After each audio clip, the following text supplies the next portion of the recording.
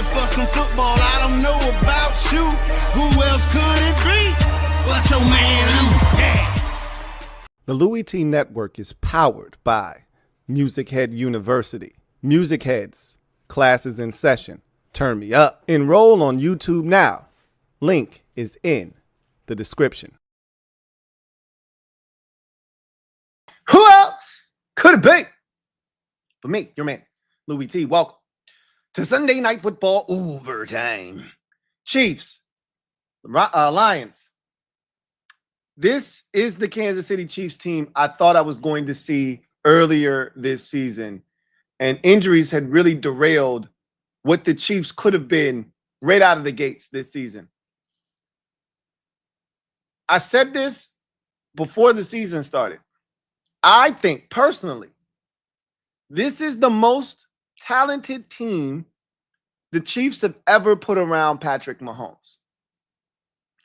When they are at full strength, and that's going to happen next week for the first time in a dog's age with this team. And I'm not just talking this year, I'm just talking about overall. Offensive line, they've got depth for the first time, right? We didn't even notice the fact that their rookie left tackle, Josh Simmons, wasn't in the lineup tonight because Jalen Moore, the guy that they signed in free agency from San Francisco, stepped in and did a Ullman-like job, right? It was pretty, pretty solid for the most part tonight. And so you've got depth on the offensive line. They've struggled in the last 3-4 years to protect Mahomes consistently, right? They were playing musical chairs with the offensive line last year. Then I always felt like they were talented early on. Kelsey, Hill, Sammy Watkins, Clyde Edwards-Helaire. That little brief spell they had, they were talented then, right? Juju Smith-Schuster mixed in there the first time. But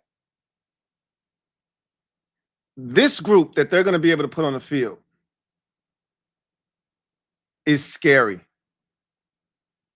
And to think that a guy that was a cast-off, still is to me, Tyquan Thornton, had become a primary factor due to circumstances, will be relegated to what he was supposed to be when they first brought him on board, which is an afterthought or a guy that you're on standby in case we need you. You're break in case of an emergency.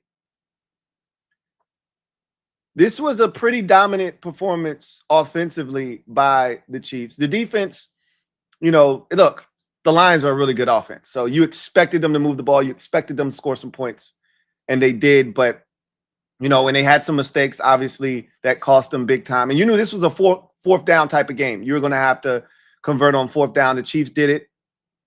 The Lions didn't. And that ultimately was the difference in the game. Obviously, that's simplifying things, but Chiefs get the win 30-17 over the Lions, get back to 500 once again to 3-3. Meanwhile, the Lions drop to 4-2. We'll talk about how that was reached. But I just want to talk about the Chiefs for a bit here.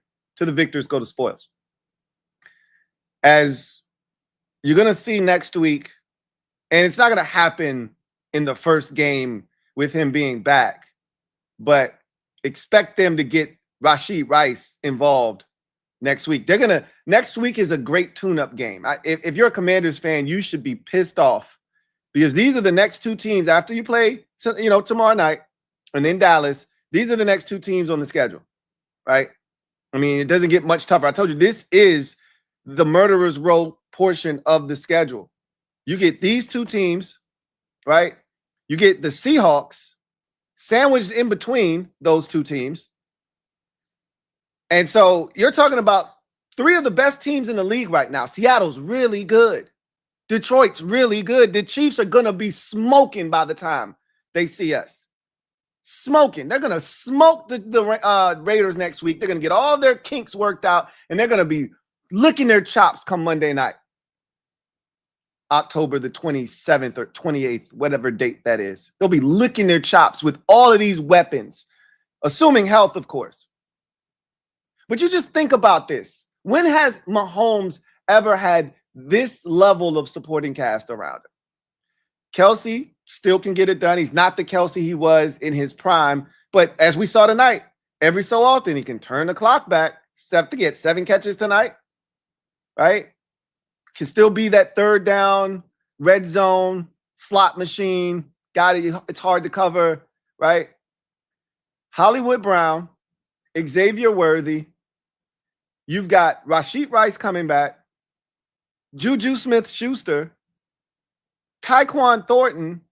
They've got Brashard Smith out of the backfield that they're just discovering. And I've talked about him for the last 3 weeks or so, that they've just really unearthed him as a rookie that they can get the ball to, and they're going to continue to work him into the offense.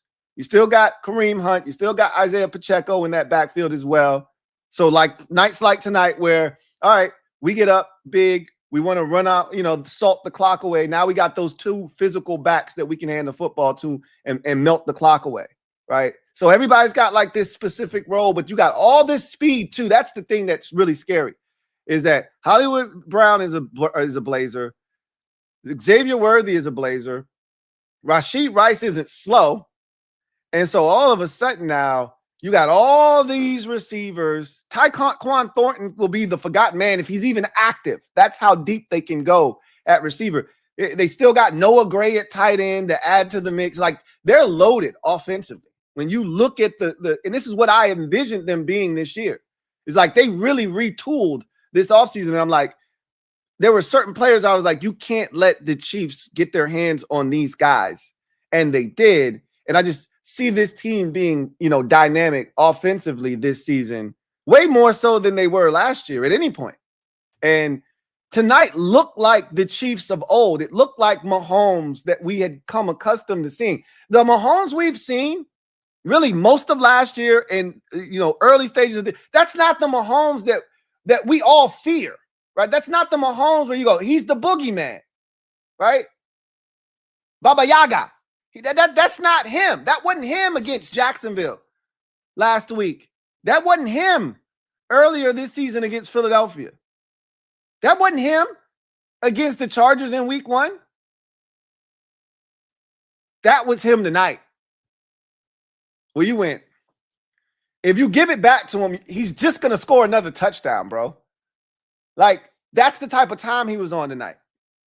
If you give it back to him, they're just going to score again. I haven't felt that way about the Chiefs probably in about, real talk, a year and a half, maybe 2. Like, I never felt that way about their offense last year. Never, at any point. Even though they were winning games, we all sat here and talked about how lucky the Chiefs were. They talked about it on the telecast tonight. There's a reason that they said people in that building feel like this team this year, despite them being at 2-3 going into this game, is in a much better position than it was at any point last year. And they started the season off like, 6-7-0 last year? Something to that effect. They were 15-2 last season, but it didn't feel like it. So this is the Chiefs team I fear, the one that I saw tonight. Now, defensively, I think you can move the ball against the Chiefs still. Like, they don't scare me from a defensive standpoint. But here's the thing that does make them scary defensively. When the offense is this good, you're one mistake away from losing the game. And that's the thing that makes their defense scary, because all they need is one stop. That's all they got tonight, really. They forced one punt of Detroit. They got the 4th down stop. That was a drop.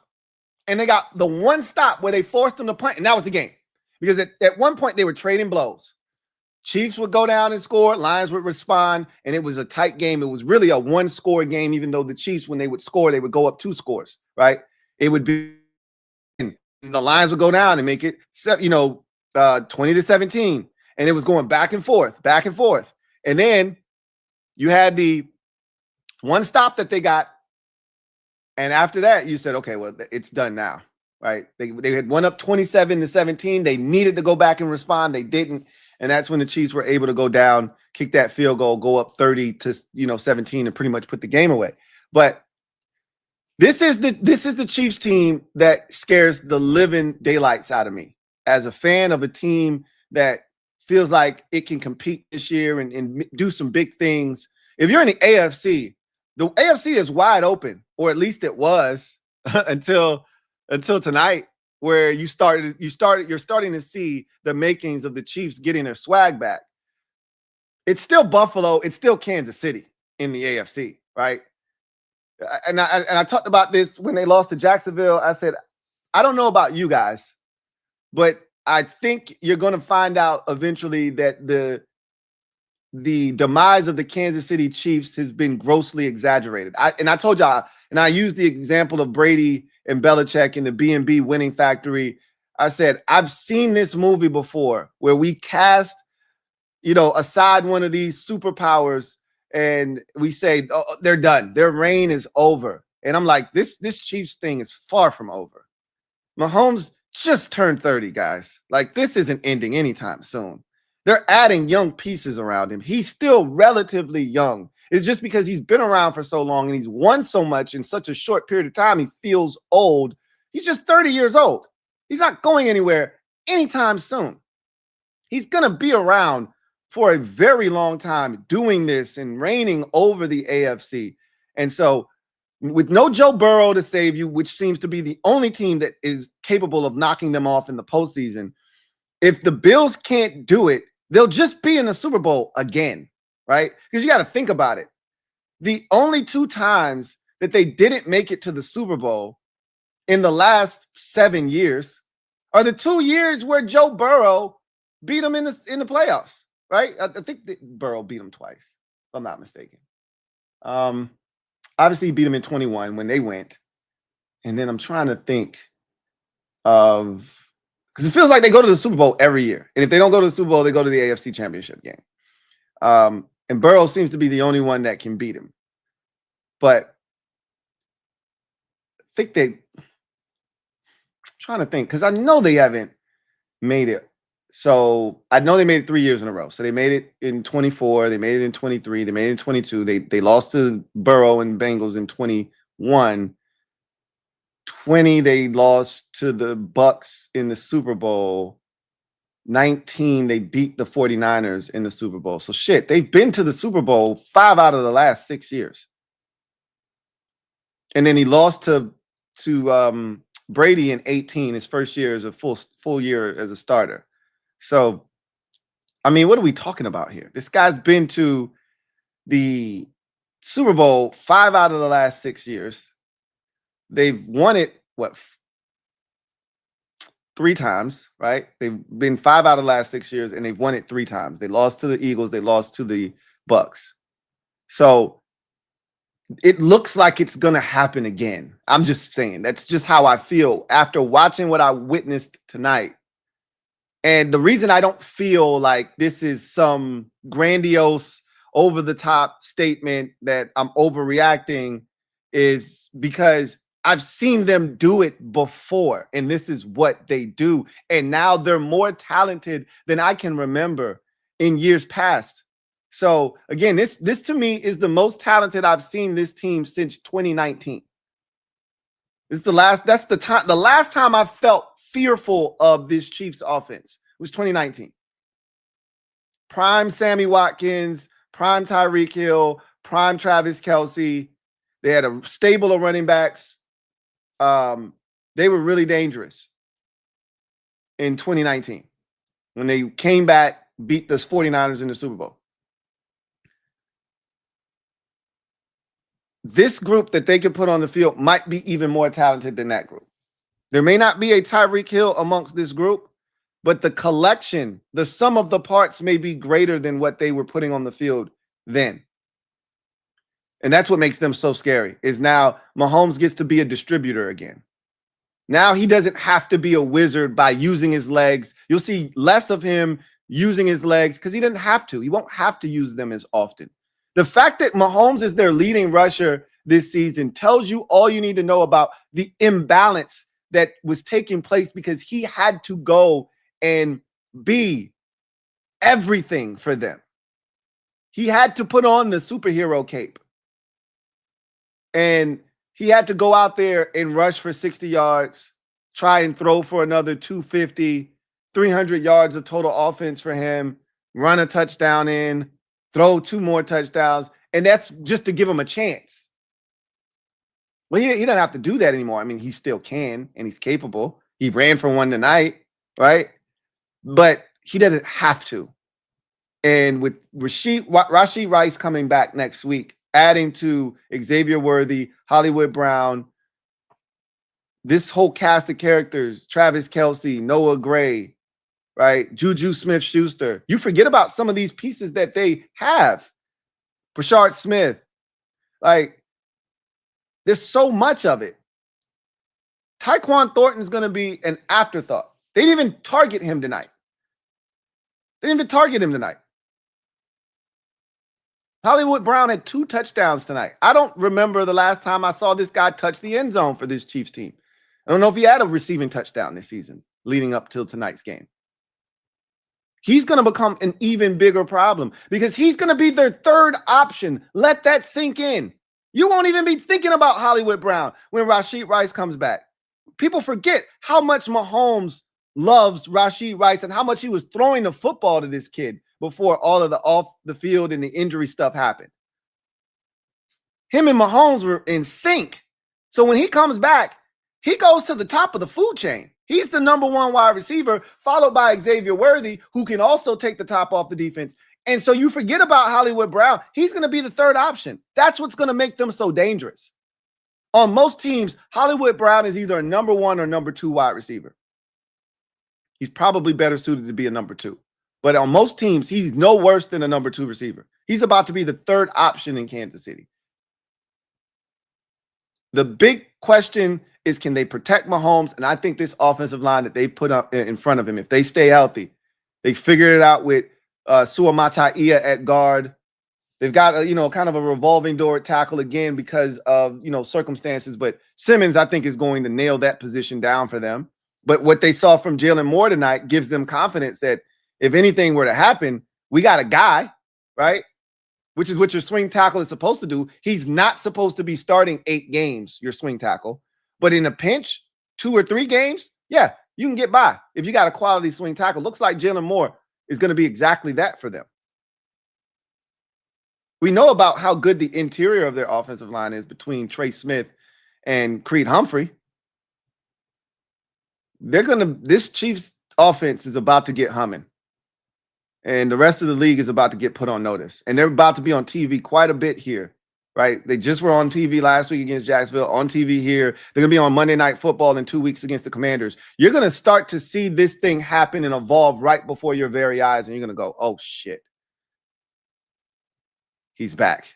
I think you got a glimpse of it tonight because this was the first time I said, they're not going to stop him. And some of that also had to do with the Lions defense. Like, they're not very good defensively, especially with all the injuries to their secondary. Even if their secondary was healthy, I'm not going to sit here and make excuses for Detroit's secondary. Their secondary stinks, even when they're healthy. Terrion Arnold stinks. So, like, I really could care less if they were fully healthy. They'd be better than what they were tonight, right? You don't want Rock Yassin in the game. I get it. I understand that there's a drop-off, but Terrion Arnold stinks. Like, no one fears him. You can go right at him and eat all day, all night, all day, right? I think Reed is a good corner, but I'm not afraid of DJ Reed. So we'll see what happens when they get their stuff back in the secondary, if that makes a difference. The safeties are the best part of their secondary, not the corners. So anyhow, I knew they were going to be able to have some success. I just didn't think it would look this sharp tonight. But this is a precursor of what it's about to become in Kansas City. And they looked really good. You started to see a little bit of balance. How many carries did the run game get for them tonight? Because that had been something that I talked about, the lack of balance. It's a lot easier to run the football when you're up, which they were in this game. But Pacheco got 12 carries. I can't tell you the last time he's had over 10 carries. You know how many times people have been burned by the fact that they just either had Isaiah Pacheco 10, more than 10 carries or more than, 30 yards, and Pacheco didn't even get the ball 6 or 7 times in the game. He had 12 carries. Mahomes ran it 10 damn times himself tonight, not for many yards. Kareem Hunt ran it 6 times. Xavier Worthy ran it once. So you're going to start to see the run game and it for almost 4 yards a pop. You're going to start to see the run game become prevalent again in Kansas City because they have the ability to do that. And so it's going to be interesting to see if their offensive efficiency and dynamic ability moving forward helps their defense get back on track, because I've said this already. I don't think anybody fears the Chiefs defense. The pass rush isn't as dynamic as it once was. The secondary can be had. It feels like they're feast or famine with their blitz game. Either they're blitzing and they're getting there and they're causing destruction, or they're blitzing and there's somebody wide ass open. There were several times tonight where you saw, like, okay, he blitzed and nobody's covering David Montgomery, and this is like a 30-yard gain, and it easily could have been a 67-yard touchdown if he breaks a tackle, right? And you're just like, what the hell? And how many times have we seen that from their defense this year, where it's just one-on-one, somebody's on an island, and it's either pass interference or it's a big gain? And tonight there were open receivers, running free. So it's either feast or famine when they blitz, it feels like. So I think if the offense, because what the defense felt like they probably had to do because the offense wasn't as dynamic. Remember, this was a stale Chiefs offense for most of this year, and really most of last year as well. Like I said, I haven't seen this caliber of Chiefs offense probably in a year and a half, going on 2 years now, right? The defense has carried Mahomes. Like, let's not act like the defense hasn't been carrying Mahomes for the last 2 years. So the defense has had to be aggressive at times, had to roll the dice, because if they gave up 23 points, they probably were going to lose, right? If they gave up 27, they were going to lose. So now maybe you don't have to be as aggressive, because, hey, the Chiefs defensively or offensively, they're capable of scoring 34 again. They're capable of scoring 40 again, if need be. Like, if they had to rev it up and score 37 tonight, they could have, right? If the Lions had kept going tit for tat, Mahomes could have scored 37 tonight if he needed it. That would have been no issue. If they didn't take their foot off the gas, that last possession is a touchdown, right? Like, if they needed 40 tonight, Mahomes could have went there. And so now the defense doesn't have to be as aggressive. It doesn't have to be feast or famine necessarily. While on one hand, you could look at it as, hey, we could take more risks because the offense is going to score a touchdown anyway. It don't matter what the hell we do. But it also is, we don't have to be as aggressive, right?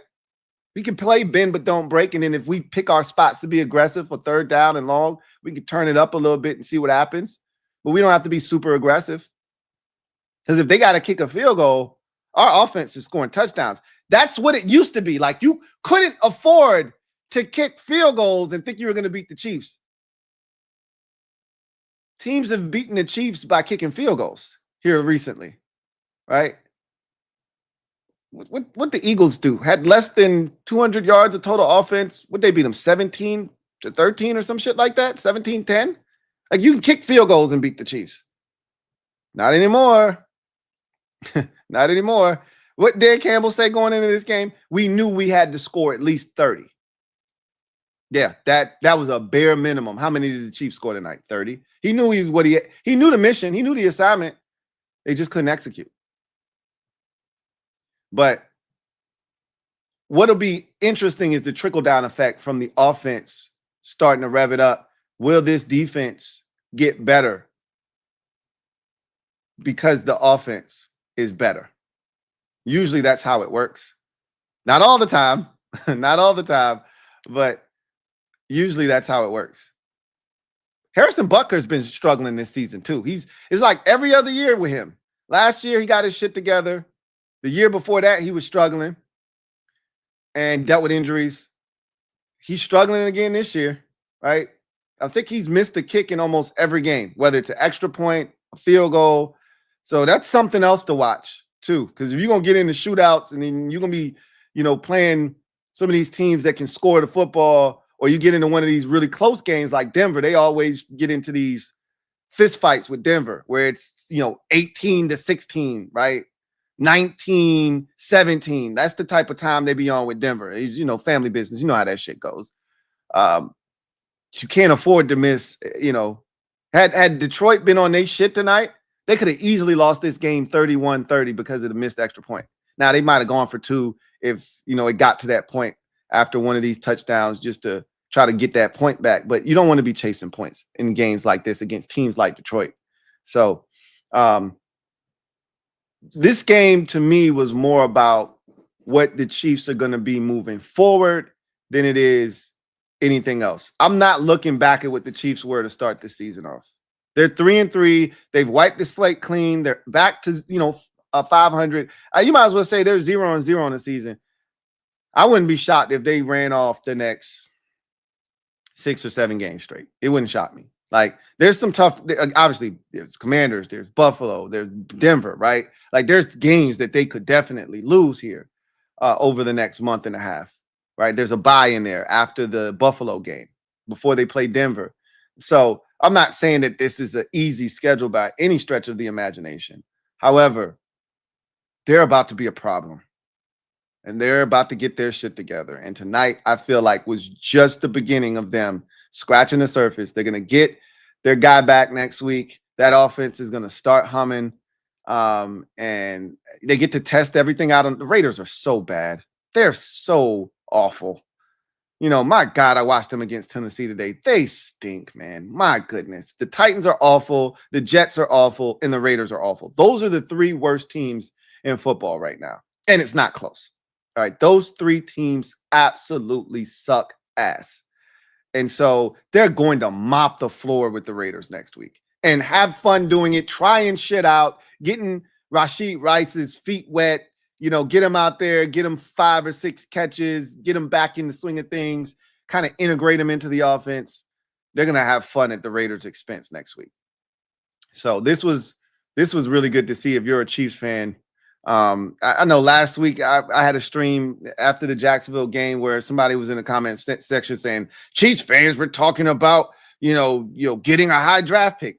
No, the hell they were not. I can't buy that shit. I don't buy that for 1 second. And if they were, they're not real Chiefs fans because they had to know that this was coming. All they had to do was get healthy. Now, were they going to get healthy? Oh, it just felt like it was always something. But now Worthy seems to be healthy. Hollywood Brown stays healthy. You get Rashid Rice back. The offensive line stays intact. And look out. Every week, it feels like they're gaining more confidence in Brashard Smith. Feels like Kelsey is getting to that point now where they can pick their spots. He don't got to be out there all the time. He don't got to play 80% of the snaps anymore. He's not at that point of his career, and they don't need him to be. But when it's 3rd and 5, they're going to put his ass out there, and he's a mismatch still. Right? Look at where a lot of his catches came. It was either on 1st down to kick off a drive or it's on 3rd down in a meaningful, big-time situation. And he's still a problem in the red zone when they get down there. You want to know why Hollywood Brown was so damn wide open on that last touchdown? Because everybody was running with 87. That's why. Again, think about Hollywood Brown in the context of this offense and who you feel like you got to stop going into a game against the Chiefs. If I see Xavier Worthy running, in the end zone, if I see Travis Kelce running in the end zone, I'm following them 2 dudes before I'm worried about number 5. Now they about to get Rashid Rice back. Shit's about to get dark, man. Really, really dark. Shit's about to get really dark. So big win for the Chiefs. This was a statement, right? You needed this one. This one was a statement to the rest of the league. We are not dead. This was that Undertaker hand through the dirt. We are not dead. Far from it. As a matter of fact, we're more dangerous than ever before. And you can see the makings of it. I still think they got issues defensively, things you can take advantage of defensively. And so I still think you can score. And, again, you're going to have to find a way to get stops. You're going to have to find a way to force. Because the Mahomes that we saw turning the ball over was from pressing, right? Pressing, trying to make some shit. When you got weapons, you don't have to press. You don't have to press. Mahomes is about to stop all of that now. They're going to design these plays. You're going to have guys wide open. The first touchdown of the game, I don't know what that corner thought he was doing, trying to press Xavier Worthy at the line of scrimmage, but he whiffed. Wide open touchdown. Got the touchdown to Hollywood Brown, the second one, wide open. Don't like what I see, tuck in and run, touchdown. Mahomes. Like, they have a lot of ways they can get you now. They got a lot of ways they can get you. So I do think you can still exploit them defensively, and I do think they have an issue with Butker. You know, like, he's not missing a ton of kicks, but you never know when he's going to miss, and you never know if you're going to need that point or those points in a game against one of these teams like Buffalo or Washington or even Denver to a lesser degree, where it might come in handy where he misses a field goal or an extra point and it could end up being costly. Who knows? But offensively, they're about to be a problem, a big, big problem. So now you get to the Lions side of things, and look, this is just a blip on the radar. This is a really good team on the road. You probably caught them at the worst time, because I won't say at the worst time, because they're going to be even better 2-3 weeks from now. But they're starting to get their swag back. They're getting healthier. You're the opposite of that, especially on the defensive side. And so, you know, it felt inevitable, right? I didn't think the Lions were. I told you guys this on the skill game. I didn't think the Lions were going to win this game. I just thought the Chiefs offensively were going to be too much for them because of their secondary situation with all the injuries. But like I said, I don't think their secondary is very good anyway. So I said they were going to have to find a way to force a turnover or two if they were going to win this game, and they didn't, right? You were going to have to catch Mahomes slipping, and that's not the Mahomes they got tonight. They got the highly efficient and effective Mahomes that we've come to know and love, and that guy wasn't going to be denied tonight. But Goff continues to be extremely accurate with the football.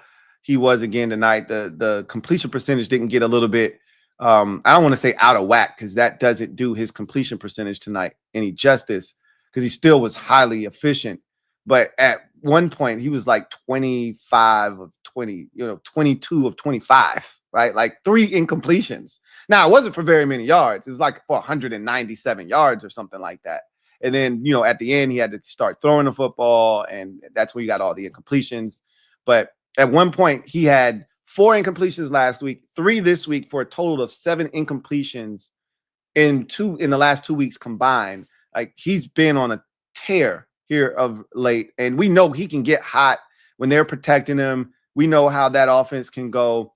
And so, they didn't lose this game because of the offense. They lost this game because the offense made a couple of mistakes, but the defense couldn't get stops. Because if they just gave the ball back to the Lions offensively, they would have scored more points. The problem was, this was one of those nights where if you didn't score, Kansas City was.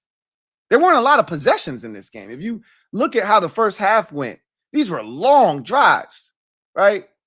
Like, the first drive of the game was a long drive that ended up being a field goal because of a procedural, penalty that you can't have if you're Detroit, right? You practice this trick play, and then you go into the game and you F it up. And because of that, you had to settle for a field goal on a drive that took up like half the quarter. And then what did Mahomes do? Right down the field, touchdown, right? And that was a pretty lengthy drive. So that's how the first half went, basically. I don't know if we saw the punters in the first half of this game, because the Lions went for it on 4th down, didn't get it. After the Chiefs went for it on 4th down and did get it.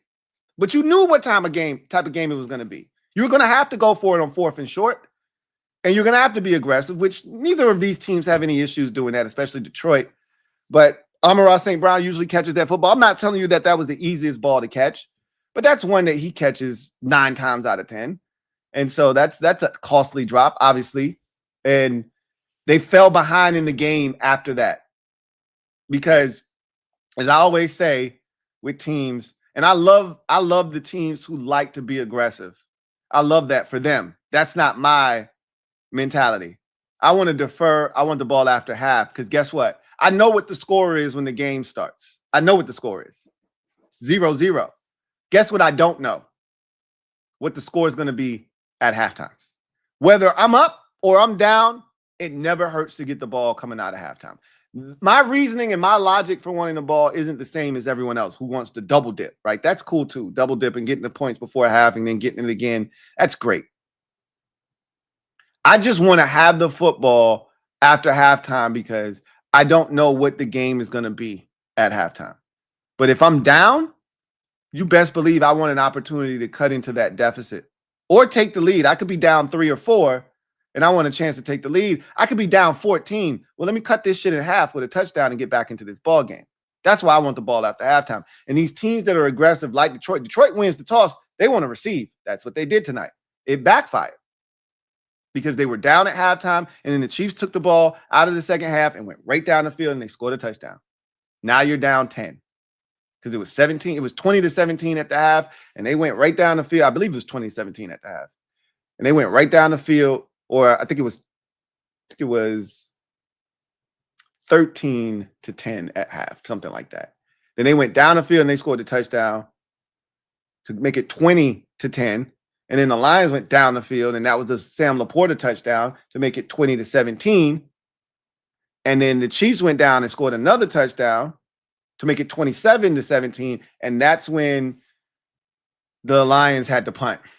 They went 3 and out pretty much, and that's when you knew, oh shit, you're in trouble now. Like with the way the game's going, they did force one punt of the Chiefs, I think, in the second half, but by that time they were already down 10, so the damage had been done. But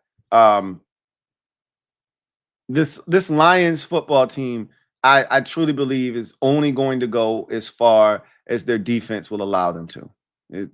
This is an age-old tale we've seen play itself out time and time again. These high-powered offenses are great to have in a regular season because you're going to be better than just about every team you play from an offensive standpoint. And you're going to be able to outscore most opponents. You get to the postseason, if you can't play good enough defense, the other team that you're playing against is really good. And so your offense, which is, got it clicking during the regular season and you're running up the score and running up the tab on some of these bum-ass teams, get to the postseason and you get a quality opponent that can turn the faucet off just a bit. You may still have your shit running, but they are able to turn it off just a bit and they can score. You're in trouble. That's what happened to them last year, right? That's what happened to them 2 years ago. They were up 24-7. Against the 49ers. Had no reason to lose that game. They were up 24-7 at half. The game was done, and they couldn't get defensive stops. Yeah, they went for it on 4th down. It shouldn't have mattered. You're up 17 at halftime. Could the offense have kept scoring? Yeah, it could have. Should they have gone for it on 4th down all those times? Maybe not. I didn't hate it. That's who they are. That's their identity. I love the fact that they have an identity, and they don't run from it. But your defense has to get stops. And that's what I think is going to continue to hold Detroit back, is that I don't know if I trust their defense when they got to have a stop to be able to go and get a stop. And that was the case tonight. And again, you can blame the injuries all you like. You could give them full health. I don't think anyone's fearful of Terrion Arnold and DJ Reed as your starting corners. And I'm not shitting on DJ Reed because I actually think he's a good football player. But Terrion Arnold stinks. It was funny watching him on a podcast. Forgot who he was on a podcast with. It was one of his boys. Matter of fact, it was PS2. Him and Patrick Surtain. They were teammates at Alabama. So I don't know if they got a podcast together or if it was one of their podcasts. But he was talking about jersey swaps. And you would, if you would have listened to this man, you would have thought he was on the same level as PS2 when he was talking about jersey swaps. I'm like, first of all, he's like, some dudes want your jersey and they not even like that. And they come up to me and they trying to get my jersey. And I'm like, nah, you just like, hey man, keep grinding. And I'm like, bro, you talking about yourself right now. You the chump that ain't like that. Don't nobody want your damn jersey, bro. And if you would have asked me, I'm like, nah, I'm good, bro. Keep grinding. You that guy. It was so funny in the comment section of that video. listening to everybody like, bro, you're describing yourself right now. Terrion Arnold is ass. So I just don't think if Aiden Hutchinson isn't getting to the quarterback and they're not creating pressure, I don't know how they survive. Because I think you can run the ball against them. They're not like this stout run defense. You can run the ball against them. And you can throw the football. The only thing that stops you from having success is when Aiden Hutchinson wrecks the game. And if you can neutralize him, which the Chiefs for the most part did tonight, you should be able to throw the football with impunity against this Lions defense. So that's the only thing I worry about with the Lions. They're going to score. Jared Goff is the perfect quarterback for this offense. He is a great distributor. They got weapons. It was good to see Jameson Williams get back involved because he had been a ghost here over the last 3 weeks or so, right? Where you're just like, what happened to this kid? You know, he did. I felt like coming into the season, he was going to explode this year. Like, yo, he could easily go for 1,300 yards and 9 touchdowns. And just every week you look up, it's another 60-yard Jameson Williams bomb. But that's not really what Jared Goff in this Lions offense is about. How many times do we see them ever go over the top? It's got to be either like big play action fake or it's got to be like a trick play, flea flicker or something. They usually don't go, big over the top. But I just felt like Williams gives them that dimension. And I thought we would see that more this season. We really haven't. And so it's like they kind of phased him out of the offense. It was good to see him get back involved tonight. They're going to need him. If they're going to maximize this offense, they need Jameson Williams to be Jameson Williams. We know what Amon-Ra St. Brown is. Amon-Ra St. Brown is. We know what Sam Laporta. What a catch, man. This guy is ridiculous. He made that crazy catch in the NFC divisional round versus the Commanders, that one-handed diving stab. He makes this incredible catch tonight. I saw some incredible plays today, some of the most breathtaking plays today. That Justin Herbert play to Ladd McConkey in the clutch, and people want to criticize Justin Herbert like he ain't like that. Are you kidding me? What? Unbelievable. I saw some incredible football today. I was pleased with the amount of close games. I was entertained today. Are you not entertained? I was entertained today. Cowboys was a good game against the Panthers. That game was pretty entertaining. Chargers and Dolphins. There was another game that was on my television at that time that was really good. Saints and Patriots was pretty good. The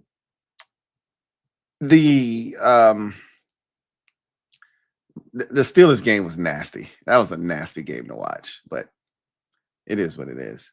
The Ravens game was nasty too. That was a nasty watch without Lamar. They're almost unwatchable without Lamar. Excuse me. You see the impact of some of these guys. Like we always talk about, if this quarterback wasn't on this team, what would that roster be? What would that team be? You're seeing it in Baltimore. This is, you want to know why Lamar is a 2-time, should have been 3-time MVP? Just watch the way the Ravens look without him. They look like a shell of themselves. They're like one of the worst teams in football. Say all the rest of, I shouldn't say all the rest of the other guys because they got quite a few injuries, especially on the defensive side. The rest of the offense is there for the most part, though. Zay Flowers was out there. They still got Rashad Bateman.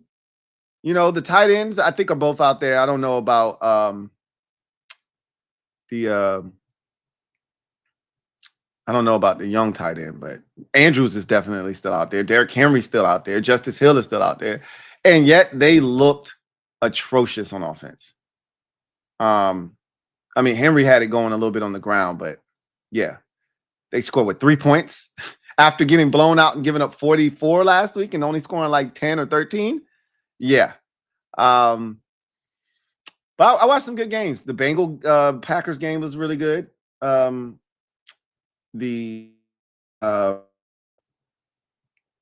wish I would have watched the Colts game. I wish I would have watched Colts, and that game ended up being way better than I thought it was going to be with Jacoby Brissett starting. I just knew that game was going to be a blowout, and it wasn't. It actually was a really competitive game. I can't wait to watch it. That was the only game that I didn't watch today. That was the only one that I didn't have on my television. I had 6 games on at the 1 o'clock hour, and then there were only 3 games. The 49ers game was really good with the Bucs, right? So I watched some good football today. So I had the 3 games on at 4 o'clock, and then I had 6 on and 1 game. Boy, it made up for what was a nasty watch. That London game with the Broncos and Jets was one of the nastiest watches of the season.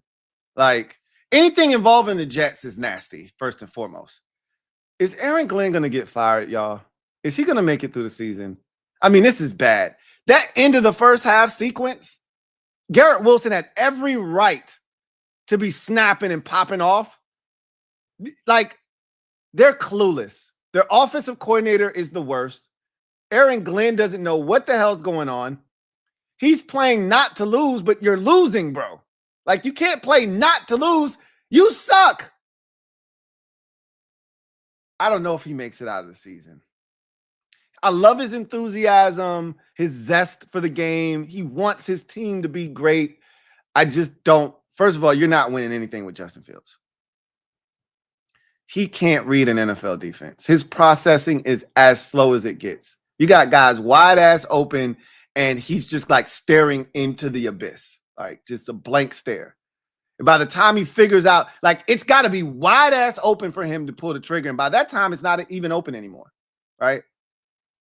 Whew, that's a bad watch. They had negative 10 passing yards today. When you factor in the 9 sacks and the yardage loss via the sacks, negative 10 passing yards today for the Jets offensively. I think it was, what was it, 45 total yards of offense? Are you kidding me? The Broncos weren't much better. I mean, what in the hell did we watch this morning? I got out of my bed early for that shit? Unreal. But I'll tell you what.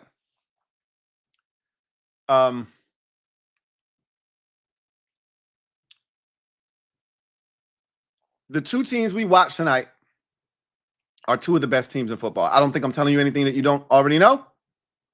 But just in case you needed a reminder, these are 2 of the best teams in football. The Chiefs are still, to me, the best team in the AFC until otherwise notified. I don't trust the Bills. I trust the Chiefs. I trust Patrick Mahomes. The only team that I trust against the Chiefs and Patrick Mahomes is the Bengals. And without Joe Burrow, they're dead. Dead, I tell you. So, yeah. The Bills might beat them in the regular season. We've seen that before. But when it comes down to the postseason, when it matters most, But we'll get to watch the Bills tomorrow. They're part of a Monday night doubleheader. That'll be fun tomorrow. So, anyway, big win for the Chiefs tonight. They get it done 30-17. Mahomes was extremely sharp, razor sharp. This is the Mahomes that I thought we were getting to start the season. And everything changed with Xavier Worthy running into Travis Kelce on like the second play of the game over in Brazil. Changed their whole dynamic of their offense. Without him, they became so one-dimensional because now you're relying heavily on Hollywood Brown, who he's not capable of carrying the load as the number 1 receiver. Kelce can't take some of that burden off of his shoulders because he's not that guy anymore. And so they were stuck. That's why you saw so much Tyquan Thornton, which is a problem. Now with Worthy back, it allows Hollywood Brown to go back to his natural position of number 2 receiver. It allows Kelce to be, the guy that they can pick spots. Now, 3rd down, I can hit Kelce. 1st down, and get a drive start, I can hit Kelce. And then now Rashee Rice coming back. Look out. This offense is about to take it to even another level. So, 3-3, back to 500. And I wouldn't be shocked if the Chiefs, we look up and the Chiefs are 8-3. I wouldn't be shocked.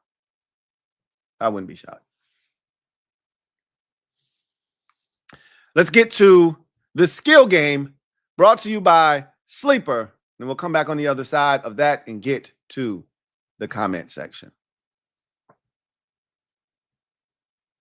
The skill game brought to you by Sleeper. All right, so Sleeper is a fantasy, sports, and real money gaming app that focuses on bringing people together through sports and gaming. Sleeper has become one of the fastest organically growing fantasy platforms in the world, with over 6 million active users in 2023. Obviously, we're in 2025, and I can only assume that that number has ballooned and blossomed to almost double figures, with people like myself and you all out there utilizing this beautiful app. And if you're not utilizing this app, you got a chance to do so. Check in the description of this video where you will find a link. Click that link. It will take you to where you can download the app. Then use my promo code LTN to get you 100% match on your first deposit up to $100. That's right, a dollar for dollar match. You put in 50, they'll give you an additional 50. You put in 100, they'll give you an additional 100 to spend on the app. And now, during the month of October, an additional promo just for downloading the app, $23. You don't have to do anything. Just come join the app and come get this money. So I don't want to talk about my picks from this game because it didn't go well. And somebody gave me some great advice. I think it was a week ago or two. I think it was my guy TA, where he said, bro, you got to expect the unexpected.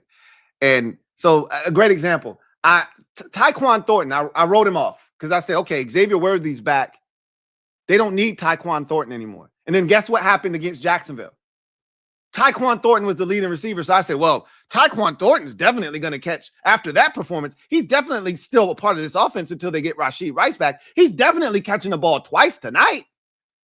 They didn't even target him once. He didn't even get one pass thrown in his direction. Not one. So that killed me right there, right?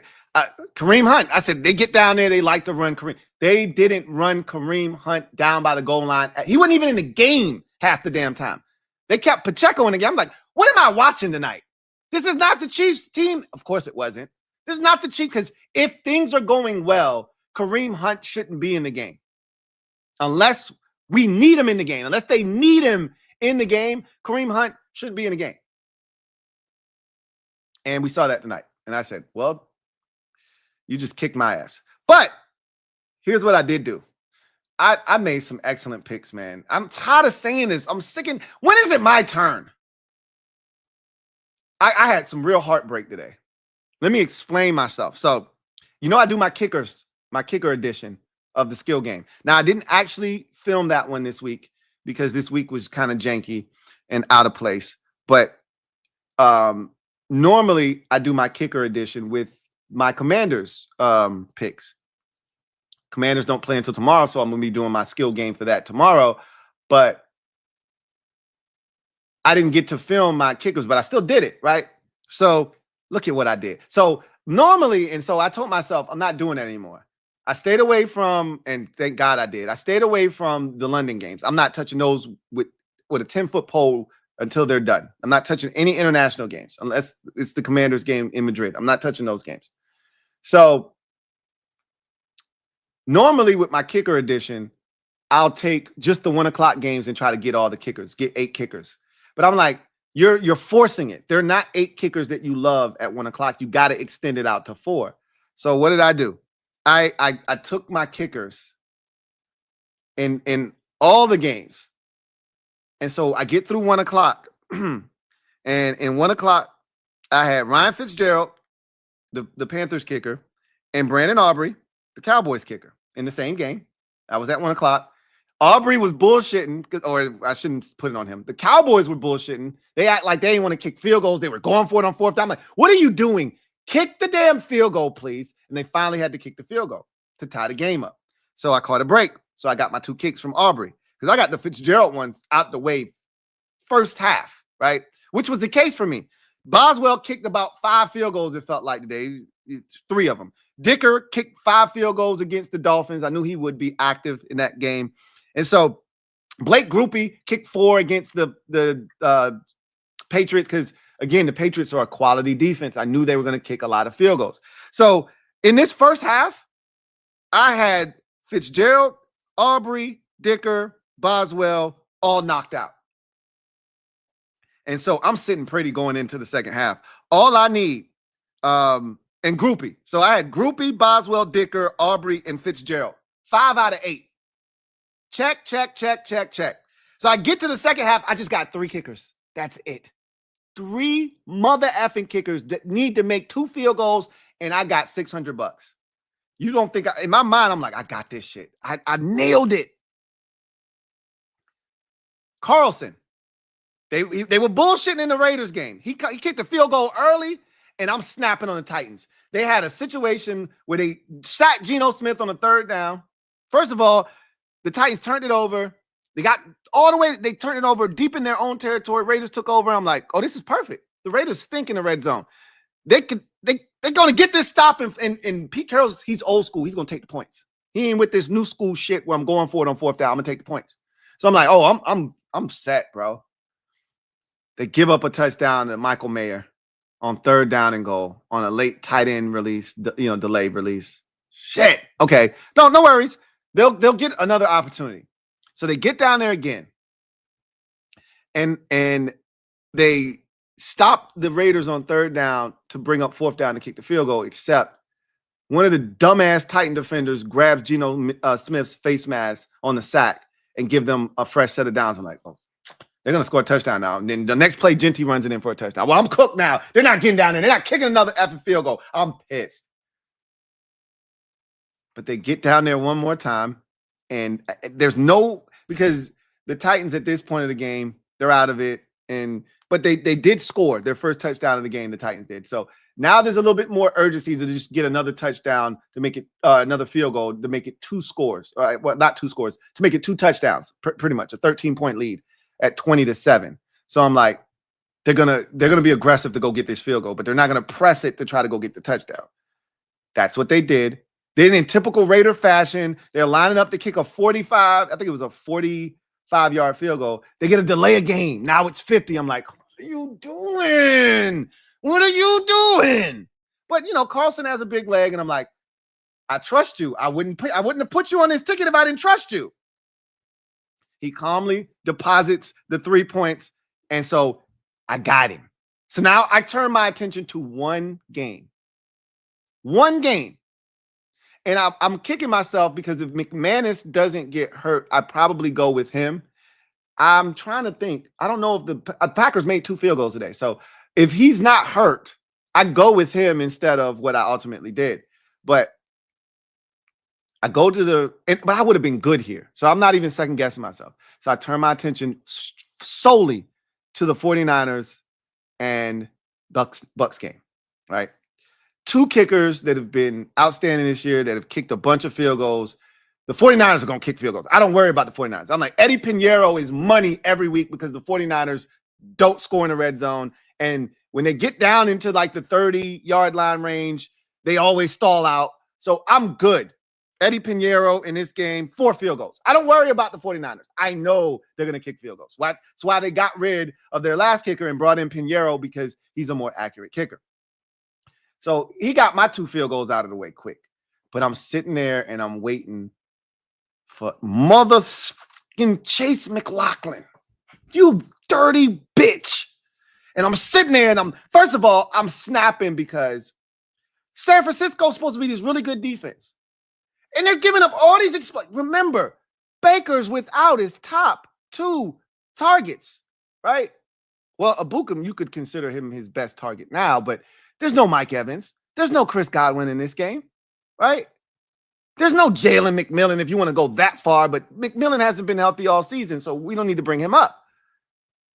Then Abuka goes down, right? And I'm like, there should be field goals. It's Tez Johnson out here. There should be field goals being kicked. And they're giving up all these big, explosive touchdowns. And I'm losing my shit. But you know what happened? The 49ers lost Fred Warner. And I just talked about this with the Ravens. And I said, you really want to see the impact of a player. See what happens when that guy's no longer in the lineup. This 49ers defense went from, man, this is a pretty solid defense, to horse shit. Horse shit. Once he left the game, there was no communication. There's breakdowns. You got guys running butt-ass naked. I'm talking about 3 or 4 butt-ass naked touchdowns. Where you're like, What the F, bro? So there are no field goal attempts. I finally get my first attempt at a field goal, and I'm dying, bro. I gotta have this one. With 8 minutes, I know this is my shot. They finally hold these bastards to a field goal, and I say, Chase, you ugly mother. I need this shit, bro. And what does he do? Push that bitch to the right. I looked at my wife. My wife was being nice to me at the time, and I didn't feel like being nice. I wanted to be mean. She's like, give me a kiss. And I'm like, I don't want no kiss right now, man. But I had to behave myself. She ain't do nothing wrong.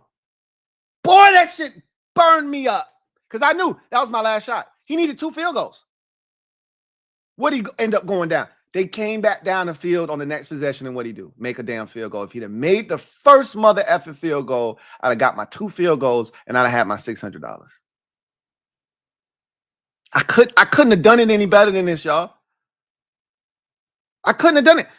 I'm gonna take it a step further. I gave y'all my picks for this game, and I gave y'all my guarantees for the week. You want to see how those turned out? Josh Jacobs, and it was all touchdowns. Right? All touchdowns. So I'm going to keep doing that because I feel like in the one that I regret, Tyler Warren is a slot machine. That's the one that I regret. Remember, I went back and forth with y'all, and I was like, man, I really probably shouldn't put Charbonnet up here. I didn't want to put his stinking ass up here. And they did the same thing that the Chiefs did to me tonight with Hunt, Kareem Hunt. Normally, every game, I've watched every Seattle Seahawks game. Every time they get down there, since Charbonnet came back, he came back in the Arizona game 3 weeks ago. Every time they get back down there, since he's come back, they put him in the game to score the touchdowns. You think they put him in the game today? They put him on the first drive they got down there, and he got stuffed 3 times, and that was it. But Jacobs, rush touchdown. He scored 2. McCaffrey, anytime touchdown. He scores just about every time the 49ers play. Devin Achane, I told you, if there's one guy you can bank on scoring every week, it's Devin Achane almost. He scored twice. Kyron Williams, anytime touchdown. Knew he was going to score at least once. It was a sloppy game, but he went and got it. Rashard White, with no Bucky Irvin, who else is going to score on the ground for the Bucks? So I had him for a rushing touchdown. He took care of business. Jonathan Taylor, it took him a long time. It took me to the 4th quarter, but he got my touchdown. 2 stinking ass bums. Why would I eat? Javonte Williams was such a non-factor today. And I think I had Rico Dowdle up here first. And then remember the thing reset on me? It reset on me while I was up here, and I didn't put him back. Because the whole time in my head, I'm like, I got Rico Dowdle, right? Okay, he got his touchdown out the way. Rico Dowdle's not up here, and he should have been. He was up here at first. Because I had taken Zach Charbonnet off and put Rico Dowdle up here, if you recall. But whatever. I still wouldn't have gotten it because I had Javonte Williams up here. And he was just a non-factor in this game. And Dallas wasn't even looking to run the ball when they got down there in the red zone. So you never know who's going to get you. Somebody always gets me. I don't never know who it's going to be, but somebody's always out to get the kid. $1,200. $1,200. All I needed was a touchdown from Zach Charbonnet and Javonte Williams. And if I would have done what I wanted to do, which was Tyler Warren, which is what I thought about long and hard, I really wanted to stay with the running backs because those are the guys that are going to touch it the most when you get down there. But I was like, Tyler Warren he's money, bro. Him and Rico Dowdle. And I almost made over $2,000 today. 3 picks away from $2,000 today. 3 funky ass picks. I'm telling y'all, I know y'all tired of hearing this, and you like Louie T, whatever. And I'm so determined now because I look in my comment section, it's like, bro, you need to give it up. Don't quit your day job. You're trash at this. Fuck you. I can do this shit. I'm telling you. I can do this. And I want to prove them wrong. I just want to Put it in their face so bad. Talking about the picks. Get your mind out of the gutter. I want to show them so bad. I get it. You bastards, I can do this. So bad. It's eating me up, bro. You know how competitive I am. Ain't even about the money at this point. It's about, I told you so. And somebody always ready to stab me in the back. They smiling in your face all the time. They want to take your place. Them backstabbers. Backstabbers. I don't know who it's going to be every week, but somebody always stabbing me in the damn back. This week, Zach Charbonnet and Javonte Williams. Don't ask Javonte Williams. Ask Sherman Williams instead. I won't be asking Javonte Williams a goddamn thing the rest of the season. Don't worry. Him or Shaq. I can't believe this. McLaughlin, you are on my shit list. He been a go-to for me. F Chase McLaughlin. Anyway, I digress. As I always tell you, I'll get them next time. Anyway, shout out to Sleeper for sponsoring this stream. And once again, if you're out there, I'm leading so many people to the promised land. My problem is I can't take my damn self. I'm showing everybody the way, but somehow I don't get to go. But I'm going to get there. Don't you worry. I'm going to get there. If you haven't already done so, download the app. Use my promo code LTN. Man, I'm telling you, it's money out here. We can all, everybody eat, B. Everybody eats, B. Stop playing, download the app, use the promo code, man. Make it happen. Shout out to Sleeper for sponsoring this stream. That, my friends, is the skill game. Brought to you by Sleeper. The skill game brought to you by Sleeper. All right, so let's get to the comment section real quick, and then we'll get out of here. Ron Rivera. Thank you for the super chat. Greatly appreciate you. Ron Rivera writes, shout out to you for calling that Panthers game. I didn't call that. I knew they would be competitive, and I said if Dallas gets caught slipping, they could lose that game. The Panthers, I talked to my dad, talked to Boss Man, and I said, look, if y'all do what y'all supposed to do, y'all will win, but it's not going to be easy. This ain't no blowout.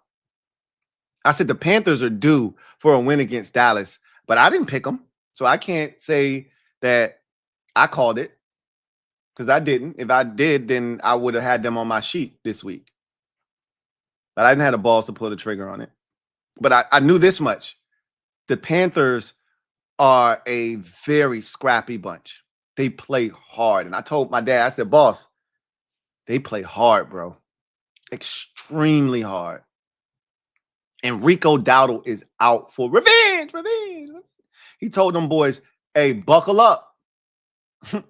Buckle up. And after the game, he said, they ain't buckle up. He ate their ass alive, did Rico Dowdle. It was fun to watch. Fun to watch. Meanwhile, the guy that they replaced him with, a damn ghost.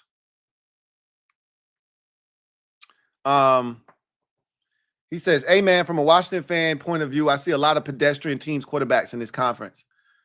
Look, I'm not here to point the finger at nobody because we ain't done shit yet. We got a game on Monday. I'm looking forward to it. But, you know, we got to take care of business. You know, the opportunity is there. This is all I'm going to tell you. And I've said this to y'all before, you know, when we lost to Atlanta and everybody wanted to jump off the damn ledge and people would jump and shit. I told y'all, everything we want is still in front of us. Ain't nobody dominant this year. The Chiefs about to be, though. The Chiefs about to be. If they stay healthy, the Chiefs are about to be the one team that I think has a chance to be dominant this year. But ain't no dominant teams right now. Ain't no dominant teams. So when you look around, anybody can be beat any week. You look at the NFC, I've said this already. The Lions and the Eagles are the two best teams in the conference going into the season. That was the prevailing thought. The Rams are not too far behind. But you always got that hinging on the health of Matthew Stafford, which is always, crapshoot. But there were questions around all of those teams. Eagles, another new offensive coordinator. Lost a lot of talent from last year's team. Would they be the same squad? We had to see. Clearly, they are not. Questions about the Lions. Lost both coordinators. Would they be the same team? Yes, they are. Right? They're still dominant on offense. Still got questions about their defense. But bottom line is they're still going to be one of the best teams in football, in the NFC when it's all said and done. Rams, are they? Yep, they'll be right there when it's all said and done. They'll be in the divisional round. I don't know who they're going to be playing against, but the Rams will win their division. The Rams will win in wild card weekend, and the Rams will, unless they're playing us, then that might change. But we'll look up, and the Rams will be playing somebody in the divisional round every year. The same shit with them. You don't, you're kind of like on the fence with them, but you're like, man, hey, watch out for the Rams. And you look up, they won 10, 11, 12 games. They're in the divisional round. And if you're not careful, they're in the NFC Championship game. And then there's us. I mean, in Tampa, Tampa has emerged. They're really good. They're really good. I think they have issues defensively too.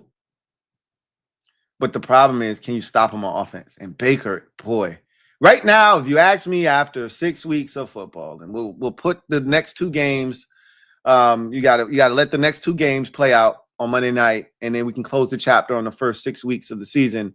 But if you ask me through the first 6 weeks of the season, Baker Mayfield's the league MVP right now. That 3rd and 14 run, what are we talking about, man? Like, Baker right now is on another level. Their one loss this season, they had a block punt for a touchdown, and they couldn't get right. They turned it over like 3 times in that game. But if Baker doesn't have the ball tipped in the red zone and get an interception, they probably come back and win that game against Philadelphia. That's their one loss this season. They went on the road to Seattle and outdueled the Seattle Seahawks in a shootout. The lead is never safe against them. If Baker has the ball late, you're doomed. I told you guys this a million times. Baker Mayfield is the hardest quarterback in the league to sack. Low center of gravity, thicker frame. You can't come. You got to get both arms around him and physically pull him down to the ground. If you get one arm on him, he's going to shrug it off. If you're not square and have him, he's too quick. He's got that phone booth agility and quickness, and he's strong as shit.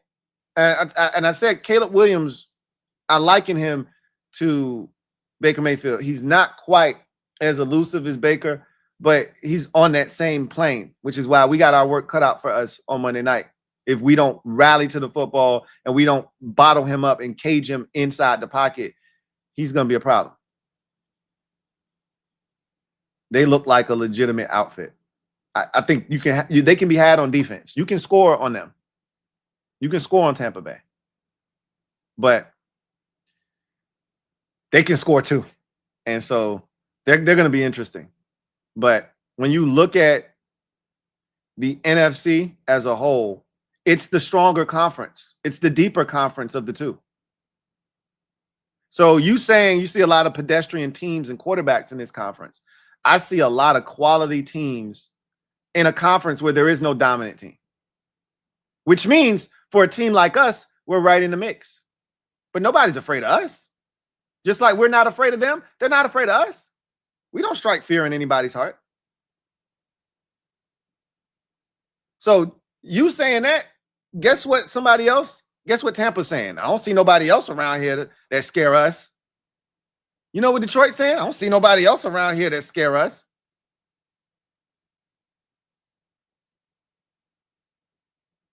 You know what the Rams are saying?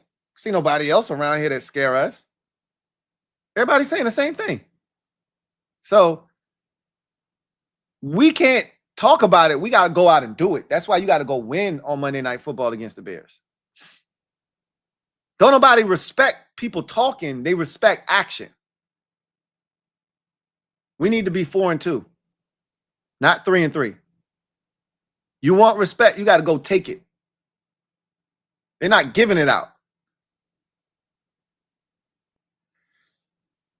Video channel. Thank you for the super chat. Greatly appreciate you. Thank you for being a member of the MOBB who writes, Lou, watching the games today, I know you saw that St. Juice interception. Of course, I tweeted about it. Also, is this John Harbaugh's last year with the Ravens? I don't think so. Not unless he doesn't want to do it anymore. It's so funny how fickle fans can be and how crazy people are. Like, and maybe I'm just, my mentality is old school. Maybe that's the problem. And I haven't rewired my brain to fit in today's society and the way that people react and how organizations react to societal pressure or, fan outrage or whatever. Because I didn't think John Franklin was getting fired. John, is his name John? I don't think his name's John Franklin. Franklin. I know his name's Franklin. From Penn State, I didn't think he was getting fired. Okay, yeah, they lost 3 games in a row. Yep, they were national championship. They had aspirations. I felt like he was the face of their program, though. And all of it, you still owe this man almost $50 million. You just gonna fire him because you lost 3 games in a row? Like Penn State wilding. Like, when the last time you won a natty? Like, you ain't even like that. James, his name is James Franklin. That's his damn name. I know one John. This shit didn't sound right. James Franklin. Like, that shit's wild to me. And like, the Ravens are good every year. Every year. So now at the first sign of trouble, you think they're going to fire him? Yeah, right. Now, if he doesn't want to do it anymore, that's different. I see no signs of John Harbaugh wanting to quit.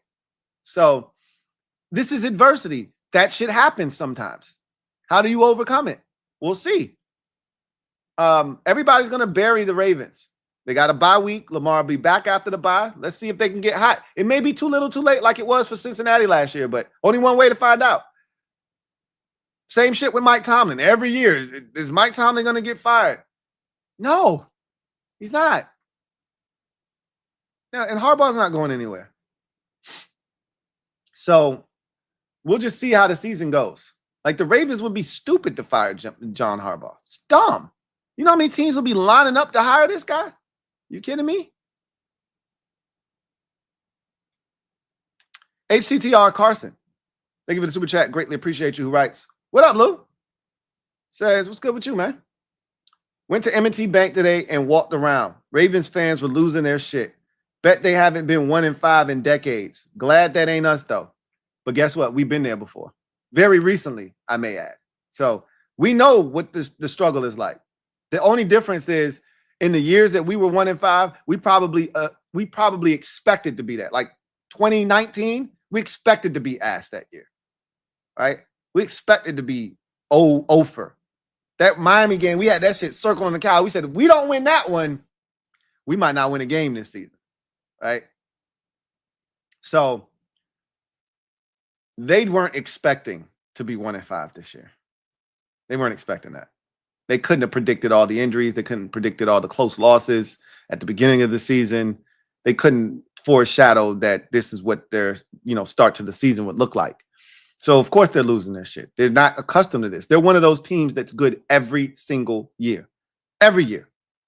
Lamar Jackson, any year that he's been healthy, they've been good. And even the years that he hasn't been healthy, they've still been solid. They made the playoffs that year with Tyler Huntley, right? Like, they still are solid. I wouldn't be shocked if, Lamar should be back after the bye, but if he wasn't, I wouldn't be shocked if they would have started Snoop in the next game, because he came in for Cooper Rush, and that's crazy because I felt like Cooper Rush was a good signing for them, and he just ain't been getting the shit done. He has not been getting the shit done. I'm glad it ain't us either. Haval, thank you for the super chat. Greatly appreciate you. Haval writes, this might genuinely be the first time in 25 long years since the 2000 13-3 Titans that I see no team winning 14 games this year. Everyone is beatable. Yeah, I mean, think about it from this perspective. When's the last time this early in the season we had no undefeated teams? Like after 5 weeks of football, there wasn't a single team in the league undefeated. I mean, that should tell you everything you need to know right there.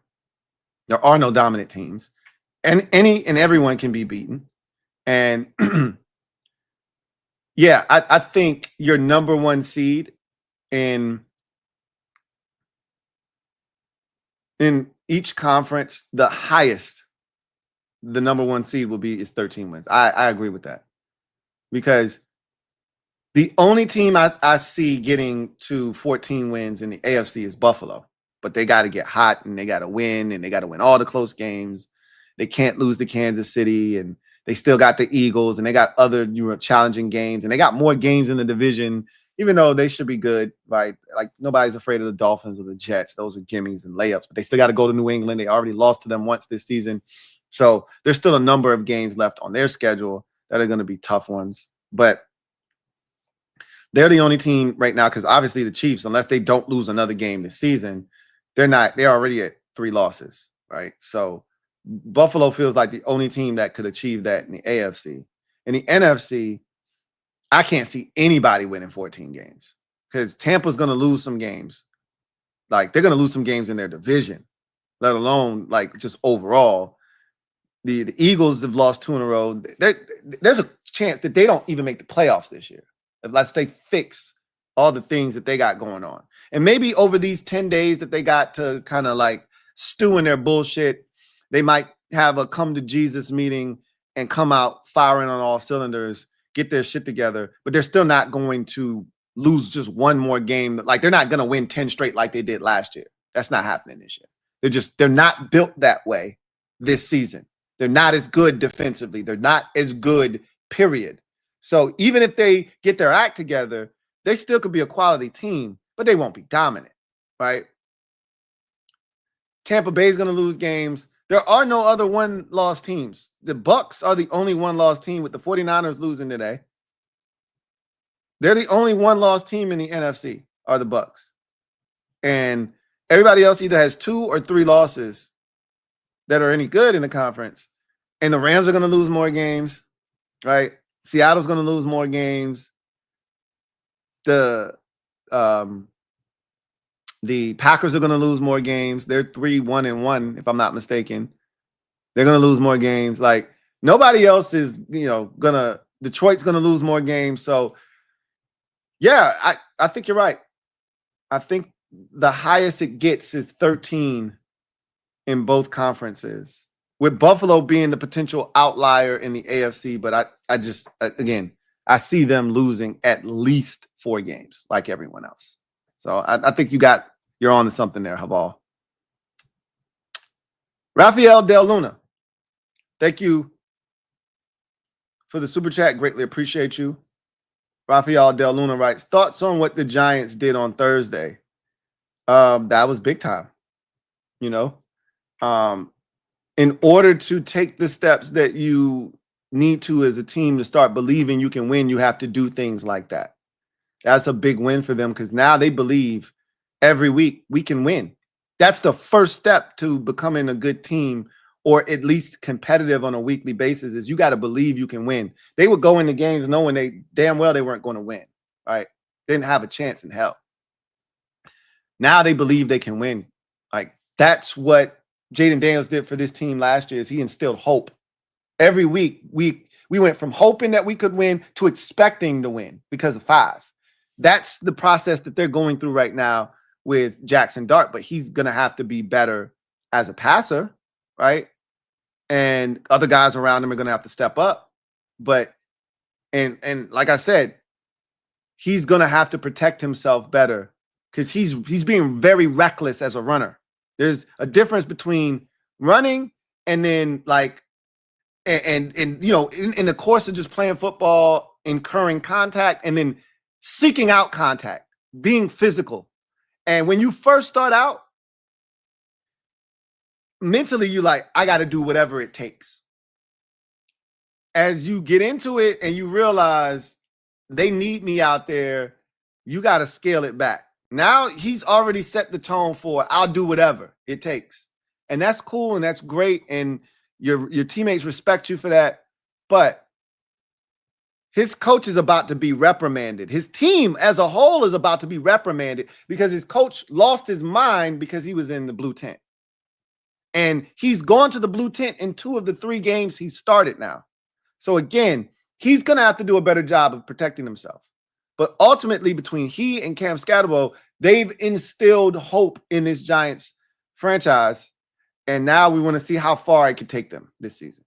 Like, how good can they be? How many games can they win? You know, how many more upsets do they potentially have in the clip? We'll see. But they're no longer a pushover. You don't just look at the Giants as a walkover, as a win. I think that's what they established on Thursday. You're not just going to show up and get a win over the Giants no more. They're a real NFL outfit that you have to deal with. And if you come in there tripping, you can leave with an L. Smacky, thank you for the super chat. Greatly appreciate you. Smacky writes, the stage is set for us to take first place. It is. The stage was set on Thursday night when the Giants took out the Eagles. But watching the Cowboys lose, not that even really mattered, but if they had won, gotten over 500, you know, could have, you know, it would have put a little bit more pressure on us. Not that matters. Like at the end of the day, I've always told y'all, it don't matter what anybody else is doing. We take care of us and what we got to take care of. When the dust settles and the smoke clears, we'll be where we're supposed to be. But what I'm after right now is respect in the conference. I still think people look at the Commanders sort of with an afterthought. Like, we ain't Tampa. We you know, that loss to Green Bay on a national stage left a bitter taste in a lot of people's mouths. Like, okay, yeah, they ain't serious, right? So now it feels like we've been trying to fight to climb up that hill to get back to respectability. We lost a lot of respect that night. That's what it feels like to me. And then without Jaden Daniels losing to the Falcons, you lost some more respect. Remember, we were a top 7 team on most people's power rankings to start the season off. Like 6 for most people. Even after the loss to Green Bay, you were still a top 10 team. You clobber the Raiders, you're still a top 10 team. You lose to the Falcons, and now you're no longer a top 10. You're not even top 15 for most people. I think we were 16th. I think it was the average was right around 15. But you were 16 in a lot of publications. You go on a roll, you beat the Chargers. You're still not a top 10 team. You're now more like 12 or 13. But I want my respect back. That's what I'm after right now as a fan. I want my respect back. I need you to acknowledge me as one of them teams in the league that you got to be wary of, that you got to respect. By the time we get to the Chiefs, I need that to be a big game. That's what I need. I need that to be a big game. I need the following week against the Seahawks on Sunday Night Football, because you already see what the Seahawks on. You see the type of time they on. I need that to be a big game. The following week when we play the Detroit Lions, America's game of the week, I need that to be another big game. Well, that can't happen if you don't beat the Chicago Bears on Monday Night Football. Because I'm not respecting you. You want me to respect you, but you keep losing the teams that we feel like you're better than, or you're supposed to be able to beat.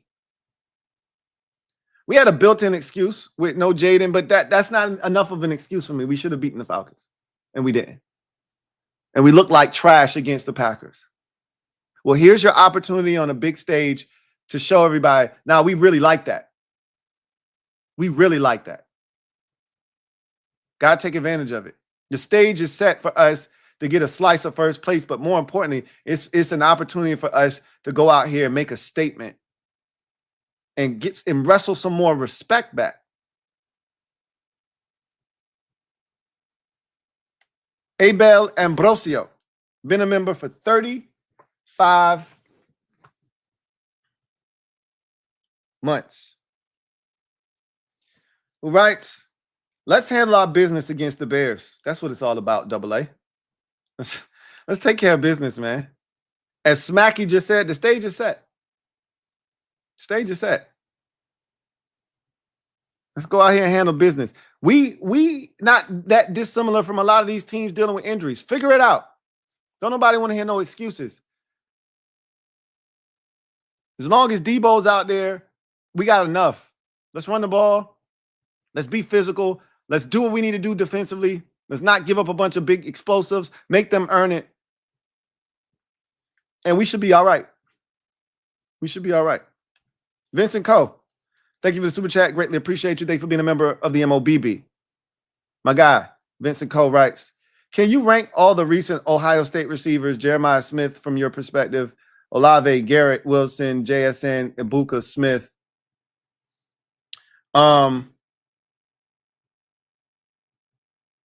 So right now, JSN is the best of that group that you've listed. Like, he's turning into a superstar. I remember when they traded away DK, I was like, you sure about that? You sure this kid is ready to take over? I know he had a really good season last year, but you really sure? Like, some of that was because DK was taking away coverage and he got to eat. You sure he's ready for this? It kind of felt like Calvin Ridley and Julio Jones. And I was like, yeah, Calvin eating because Julio over there. Now there's no Julio. You sure Calvin Ridley's ready for this? And the answer is yes. Jackson Smith and Jigba every week is giving secondaries work. Every week he's getting behind the defense. Every week it's 126 on 5 catches and a touchdown or 2. I think he's the best of this group right now. Ibuka sucks that he got hurt today. They don't think it's serious, but he wasn't able to finish the game. So obviously we'll see, what his situation is. But the start he got off to was very impressive. Physically, Jeremiah Smith is superior to all of these guys. I don't need to tell you that, but I got to see it at an NFL level. But he, looks the part. You didn't even mention your boy Harrison with this group, because that's how little you think of him. You might have just forgot, but he's probably at the bottom of this list anyway. So, but JSN is 1. Garrett Wilson is 2. Ibuka would be 3. Olave would be 4. And Jeremiah Smith's not in the league, so I'm not putting him in the list yet. You got to come in the league and you got to show me.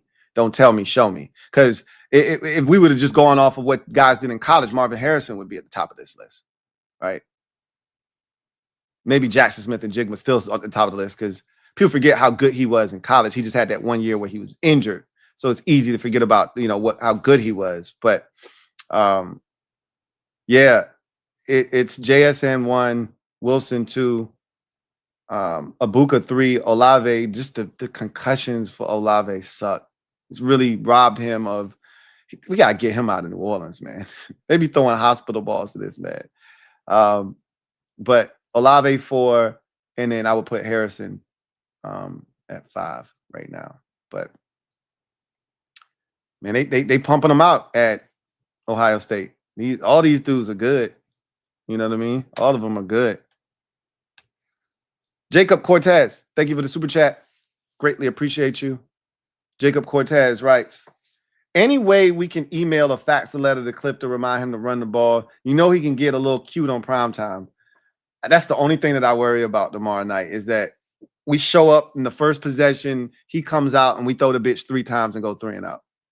And I could easily see him doing that because it's almost like he needs a reminder, whether that's us falling down 10-0 or, us getting our ass whooped for an entire quarter like we did against Green Bay and the Chargers, for him to realize, oh, we you know what? We should run the ball. I didn't even think about that. Like, he didn't do it against Atlanta either. We went 3 and out, and he didn't run the ball that first possession. Then he came back and ran it the next possession. But you're just like, bro, It's not hard. And I get it. You got 5 back there, and it's easy to fall in love with just 5 dropping back because he's so dynamic and special. But the advantage is on the ground. So utilize that aspect. Like, there'll be opportunities to throw the football. Trust me. But just the stat, like, I want him to come out with the mindset that we had against the Raiders. But the only reason he did that was because Mariota was starting. And they wanted to, have an emphasis on, hey, let's come out and establish the run so Marcus doesn't have to do too much. Then once he saw Marcus play well against the Raiders, I think he came out with like, yeah, we can throw the ball with Marcus. Oh, Jaden's back. We can throw the ball against the Chargers. Let's establish the run, man. That would be nice. Let's establish a run. Vincent Coe, thank you for being a member for 48 months. Celebrate 4-year Annie, man. Salute to you for being a member of the MOBB for 4 years. He says, I watched the Panthers game. It feels like all Bryce Young needs is to throw a mandatory interception in order to ball out and have a good game. And honestly, if you watch the game, that interception wasn't on him. He should not have. That it's going to be charged to his account. That's a fraudulent charge. If I were him, I'd call the bank and tell them, hey, I didn't make that purchase, and dispute that transaction. That shouldn't be on his account. But it is, because he's a quarterback, and that's what happens. That's a perfect throw to Tech on a slant, right through his hands and right into the hands of Donovan Wilson. That is not on him. But again, you know how I go. If you didn't watch the game, all you're going to do is you're going to look up and you're going to see that he threw a pick. Well, he threw another pick. But he played really well. I was proud of him. He's gaining confidence. Remember, I said during that draft back in 2023, he was the best quarterback in that draft. And I stood by that. I remember Panthers fans, Syndico, and all of these guys that would come here and tell me that Bryce was ass. He couldn't do it. He's too small. And I'm like, you think he just forgot how to play football? You think the ball got bigger in the NFL than it was in college or high school? You think they all of a sudden now his hands aren't big enough? Like, yes, you hit him and the ball will come out. He fumbled today, right? Like, that's a part of Bryce Young. Shit happens, right? But ultimately, he knows how to play football. He's been this size his entire life. It was never a matter of he couldn't do it. It was all about confidence. You need somebody to believe in you. That's it. Sam Darnold needed somebody to believe in him. Now look at him. I still think it's Sam Darnold, but he's playing much better. Jared Goff needed somebody to believe in him. Look at Jared Goff. Baker Mayfield needed somebody to believe in him. Look at him. These dudes are talented.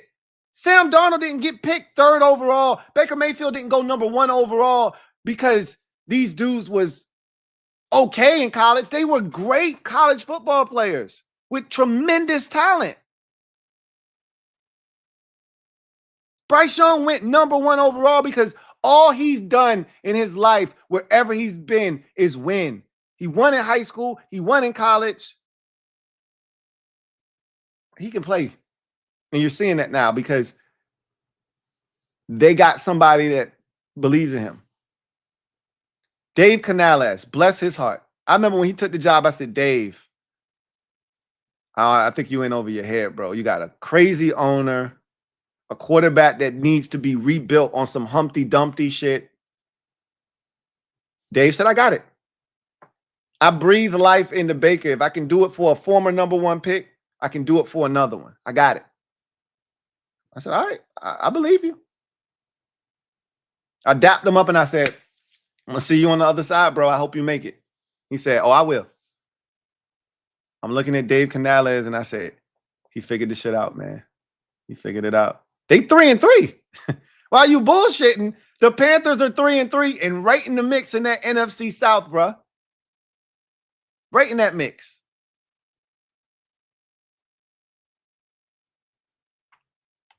Proud of him. Proud of Bryce. I really am. Anyway, that's the last comment. That's going to do it for me. your man Louie T here on this installment of Sunday Night Football Overtime.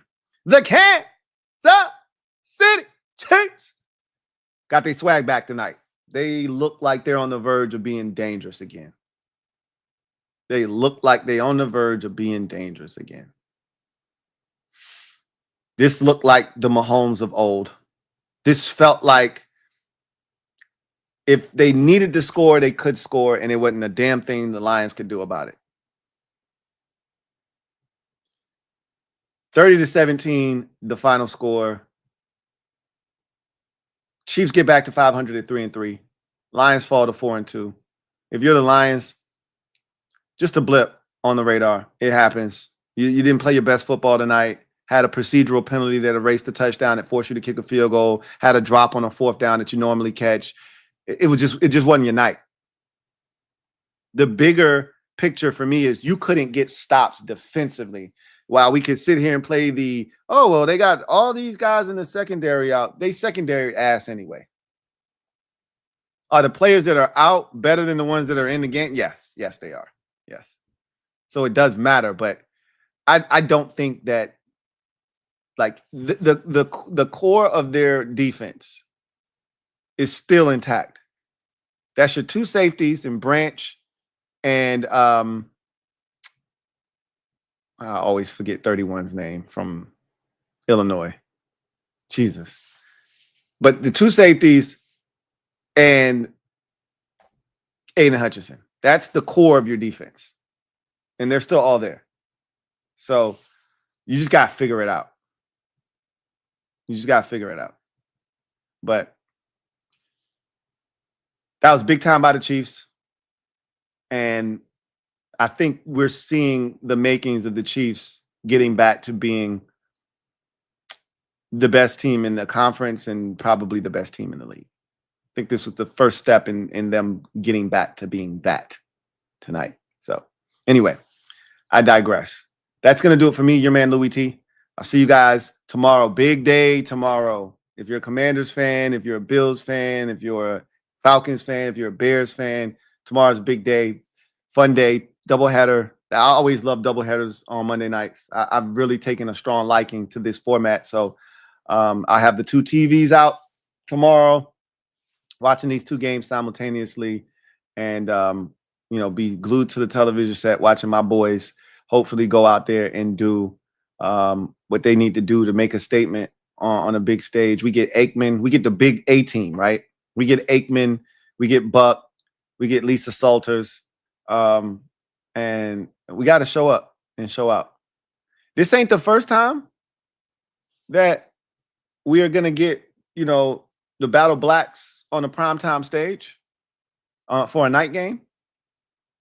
But this is most certainly the first time they've leaned into it like this.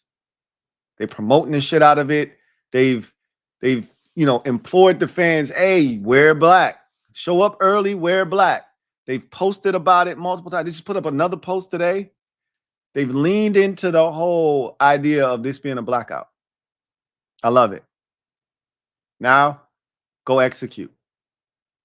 Go execute. I'll see you guys tomorrow. Enjoy the rest of your night. God bless. Peace.